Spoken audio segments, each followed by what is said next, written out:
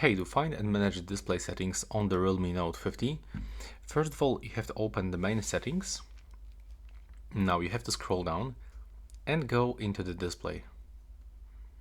So first of all, we can actually adjust the brightness level by moving this slider to the left or to the right. We can also turn on and off the adaptive brightness. From this, we can change the lock screen notifications. As you can see here, we can find all the lock screen settings. It's actually a lot of different settings.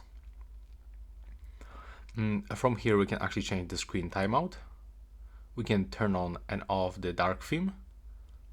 Also, we can change the display size and the text size. Also, we can enable bold and the high contrast text. From this, we can turn on and off the blue light filter. We can also change the color temperature of our screen. From this, we can activate the automatic rotation of the screen, and right here we can also find the video display enhancements. We can also change the refresh rate of our screen, so we can, for example, get 90 Hz. We can also find the screensaver and also the backlight power saving. So this is it for this video right now. Please subscribe to my channel.